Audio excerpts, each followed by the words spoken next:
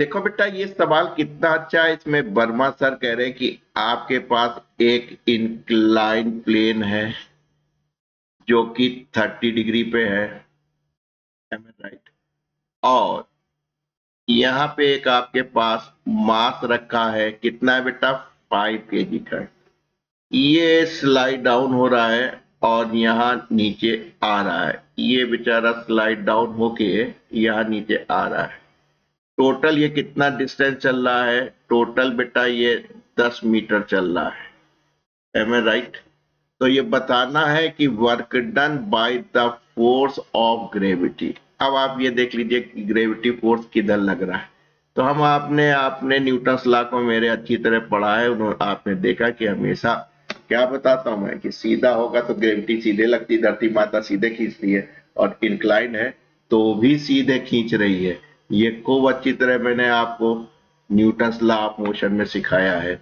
यानी M G ये लगेगा, वेक्टर है तो सोती सर ने क्या कहा है, अगर कोई वेक्टर इंक्लाइन पे है, थीटा एंगल पे है, तो क्या करेंगे, रिजॉल्व करेंगे तो दो कंपोनेंट हो जाएंगे। एक ये हो जाएगा इसका और एक ये कंपोनेंट हो जाएगा।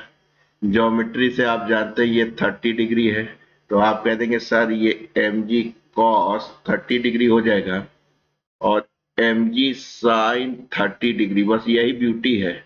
तो देखिए भाई साहब, डिस्प्लेसमेंट भी इसी डायरेक्शन में हो रहा है और इसी ग्रेविटेशनल फोर्स के कारण ही ये नीचे आ रहा है।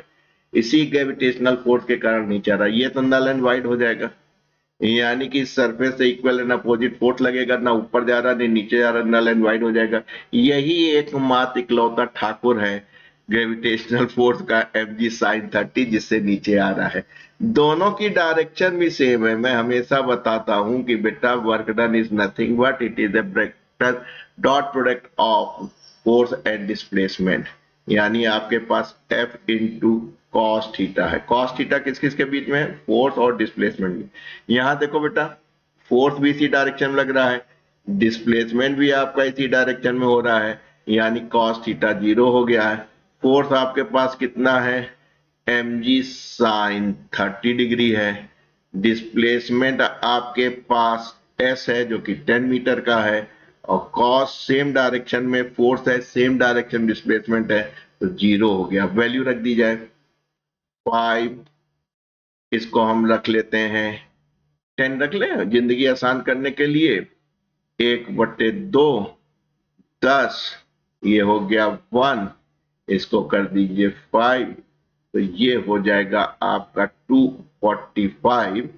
एक काम करते हैं, काहे हम इसको 10 रखें, जब मेरा ऑलरेडी कट जा रहा है तो हम आराम से इसको 9.8 यूज कर सकते हैं बेटा, क्योंकि हमको आराम से डेटा ऐसा है जो हमारा कैंसिल हो रहा है, जिसकी वजह से हम क्यों जबरदस्ती अपनी 5 जूल एनर्जी को बढ़ाएं।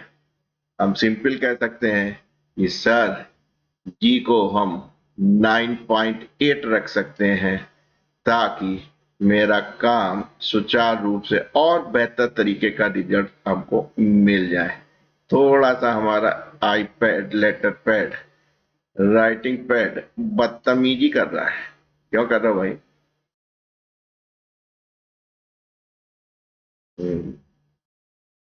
9.8 रखिए, इसको काट लीजिए 5, तो ये हो जाएगा 46, 49 हो जाएगा। 5 से कर लीजिएगा, 9 पंजे 45, हासिल लगे 4, 20 4 24। तो देखिए 5 जूल की एनर्जी का अंतर आ गया, क्योंकि प्रोडक्ट है, प्रोडक्ट में वैल्यूज बढ़ती जा रही हैं। यानी कि आप इसको देखिए, मास और डिस्टेंस को देखिए, मिलके कितना हो रहा है, 50 हो रहा है ना। इसलिए जो 0.2 का भी असर है वो ही आपको 5 जूल का असर दिखा रहा है।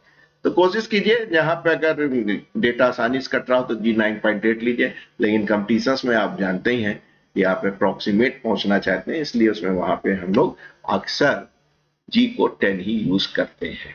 ठीक है बेटा, तो यहां आप जान गए कि क्यों पॉजिटिव हो रहा है, क्योंकि फोर्स और डिस्प्लेसमेंट सेम डायरेक्शन में जा रहा है।